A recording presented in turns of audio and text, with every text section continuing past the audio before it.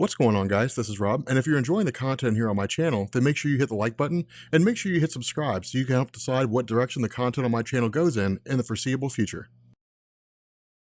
Okay, so I'll be honest, man, this writing regarding Batman and Catwoman, it's so cool. Like, it's really amazing. You know, like what Tom King is doing is probably the best thing coming out of DC Rebirth. So the whole idea of Batman and Catwoman, it really throws into sharp relief the nature of like marriages in comic books, right? Because there's two types of marriages. There's the ones that are gonna be difficult but interesting, and then there's the ones that are too easy. Like, for example, Superman and Wonder Woman. I mean, granted, Superman and Wonder Woman never got married, but they were dating for a while when the New 52 first kicked off, and fans didn't really like it. What story could you write that would involve Superman and Wonder Woman that could be compelling and last any real measure of time? Like, oh no, Lex Luthor has green kryptonite and he's attacking Superman with it. You know what? Wonder Woman shows up and she knocks out Lex Luthor and she grabs her green kryptonite and she throws it into space, and Superman gets up and says, "Thank you, Wonder Woman," and the story's over. That's it. Whereas when you have Superman and like Lois Lane is human. She has no powers. She's just a reporter, and she's in danger a lot of the time, but she could also hold her own. But the fact that she has no powers forces the writer to rely on Lois Lane's ingenuity in order for her to pull it off. And it's cool because with Batman and Catwoman, it's much the same way. It makes sense that Batman and Catwoman would get together. Now, this whole idea of Batman marrying Catwoman, or at least proposing to Catwoman, does set in stone this idea that there can be some pretty compelling stories. And this initially picks off with the two of them just kind of roaming through the desert and having to put a horse down because it just can't walk anymore. Now, it's kind of intriguing because the interaction between the two of them in some ways is almost like an Aaron Sorkin TV show, like an Aaron Sorkin script, right? Like if you guys ever watch a show like The West Wing or The Newsroom or something like that, the way that Aaron Sorkin writes interactions between people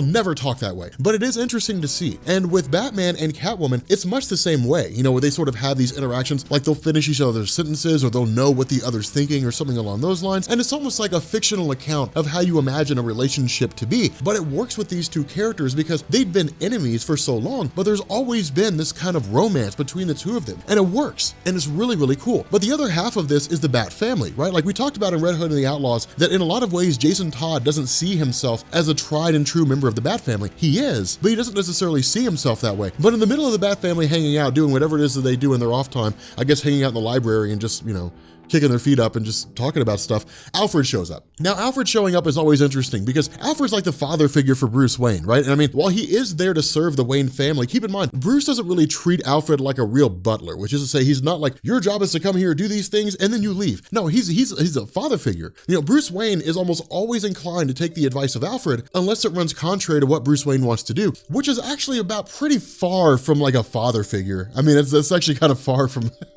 okay, so I don't know how you reconcile those two things together. But switching back to Batman and to Catwoman, because again, this will bounce back and forth between those two groups to a degree. We basically pick up with the Tiger. Now, the Tiger is a really interesting character. In fact, he was introduced in the early days of the New 52 when DC was experimenting with the character of Dick Grayson. One thing to remember is that when DC rebooted in 2011, they were switching things up for a lot of characters. A lot of it was looking at characters who had existed for a long time and said, how can we make them more intriguing? And Dick Grayson was a really good example of that. I mean, you got to think about it. Dick Grayson appeared back in 1939, 1940, something along those lines. So he was basically Robin for like 45 years. And then eventually he became like Nightwing, becoming Nightwing, having his own story, holding his own character. He did that for, you know, over 20 years. And then eventually when DC rebooted everything in 2011, they made him a secret agent. And while a lot of people didn't like it, it was interesting because it provided different levels of storytelling. Now, Tiger was introduced as like the best spy of Spiral, which is the organization that Dick Grayson worked for. But it is kind of cool because it's always been this theme with his character that he's the best broker of information in the world. He knows everything that goes on. And so the idea is that Batman and Catwoman are searching for a particular person. Now from here, we jump back to the Bat family. And this is really funny. This is like a pretty cool situation because Alfred is just kind of like, all right, look, Bruce Wayne left and he went on this illegal mission and there's something that he did that I'm not supposed to tell you about, but I'm going to tell you anyway. And everybody's guess is like, okay, so like it's going to destroy the Bat family, right? Because that's usually what happens with Batman's secrets. The big, huge revelation that Alfred drops is Bruce Wayne proposed to Selina Kyle, to Catwoman, and she said yes. And people are just like, what? Even Ace the Bat Hound is just like, what?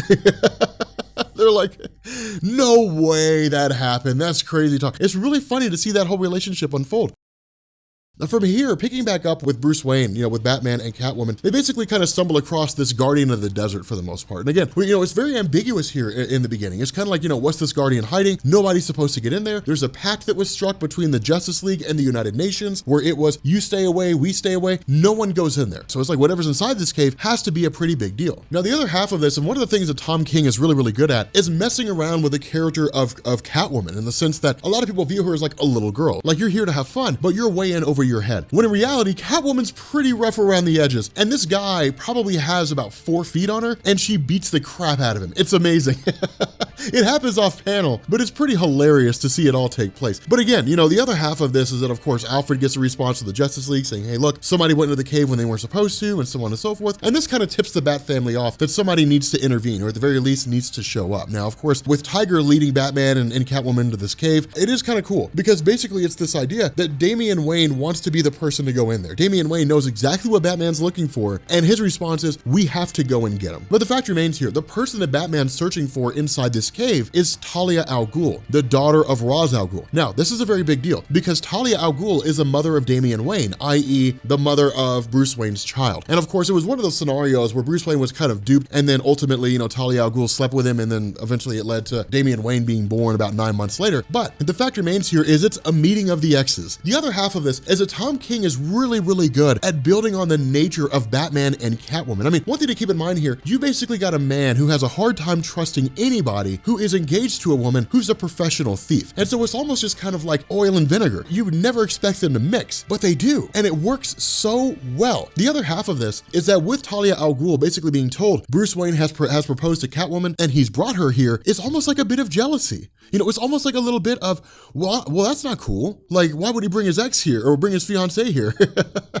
Which it does kind of make sense. Of course, with regards to like all the guards that Talia al Ghul sends after them, I mean, they make pretty quick work of it. This is by no means meant to be a great big huge point of the story. It's just really designed to show that working together, Batman and Catwoman as a couple are greater than the sum of its parts, which is to say they're better together than they are separate. This leads to the arrival of Superman. And of course, basically Superman says, look, Batman's not supposed to be in there, but the worst thing that we can do is dig a deeper hole so nobody else is going in there. Now, in truth, this is kind of Tom King's way of basically keeping things pretty limited. If Superman allowed Damian Wayne to go in, well, then Superman would probably have to go in. And suddenly you have this veritable army of people running into this cave, and it would overcomplicate the story. And so Superman kind of showing up saying, look, you can't go in there. Of course, he takes off to Central City because of some alien invasion, something like that. And this ultimately leads to the whole idea of like Damian and Dick Grayson are considering going in, but of course Dick Grayson chimes in and says, look, Superman can still see you from Central City. So he'll be back here in a heartbeat if he sees you going in there, which is kind of funny. And again, this is the cool thing is because the character writing here is interesting. And it's what Tom King doesn't forget about in this scenario where Damian Wayne's like, everybody wants to kill you using kryptonite. I would use magic. But Superman's response is, well, I mean, you got to think about it, Damian. If you killed me, then Jonathan wouldn't like you anymore. And like, that's enough to stop Damian. Your friend won't want to hang out with you anymore. Now, the other half of this is also the relationship between Dick Grayson and Damian. Remember, when Damian first came up, him and Dick Grayson bumped heads in the extreme. Over the years of Damian's development, starting in the pre-New 52 era, going all the way up to the launch of the New 52, a lot of it's been the evolution of Damian Wayne. It's the evolution of a kid who was raised in isolation, who was raised outside of tried and true human interaction and being forced to interact with people and not really knowing how to do it. I mean, again, kind of the epitome of social awkwardness. I've met a few fans from the Rob Corps who are socially awkward, and they'll tell you, man, that doesn't fly with me. To sidetrack here for a second, we've done meetups, and they'll be like fans who just kind of sit around in the background because they're nervous and they don't know what to say. And I'm like, nope, I'm gonna get you to talk one way or another.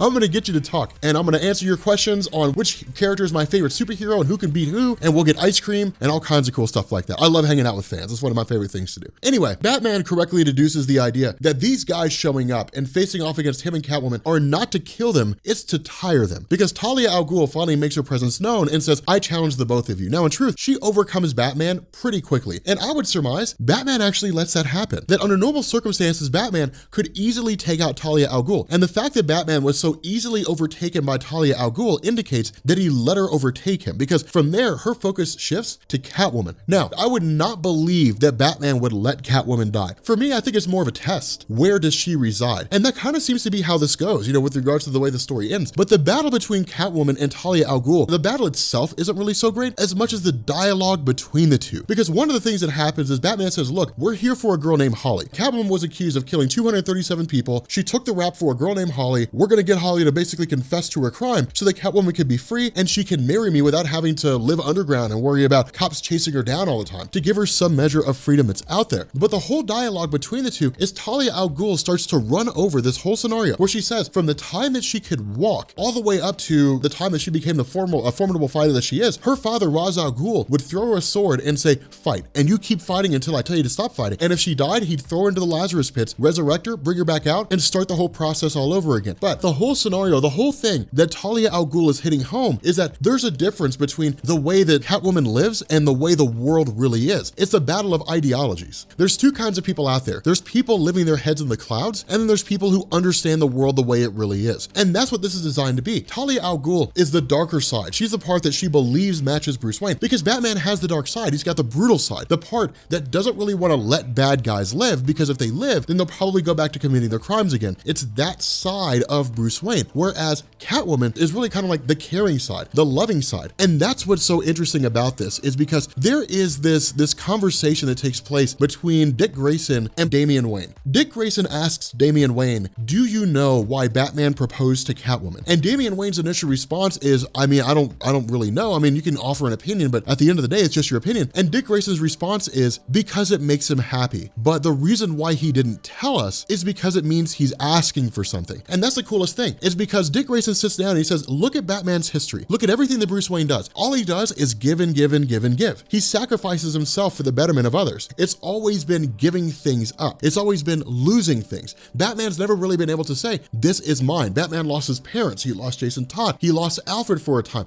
It's always giving things away, losing things. Whereas with Selina Kyle, Batman's being selfish and he's earned it. Batman's earned happiness, and it's not easy for Batman to ask for things. And again, that's the funny scenario about this, because Damian Wayne's response is, well, Batman's happy, and Dick Grayson's response is, no, he's not happy. He's not happy at all. He's never been happy. Ever since he lost his parents, he's never been happy. It's always been on the quest to stop crime. But look at everything he's lost in the process. He's never really had any measure of a long-term romantic relationship. His parents have been dead for years, and you'll never get him back. He's lost Robins over the years for whatever reason. He's always lost these important figures in his life. He's lost friends, he's lost superheroes, he's always lost things. What he wants is something to hold on to, somebody that he can have that wants to be there too. And so again, it's really interesting because this is probably the most human analysis of Batman that there's ever been. And that's why it's so cool. That's why it's so amazing, because it's this philosophical perception that Batman just wants to be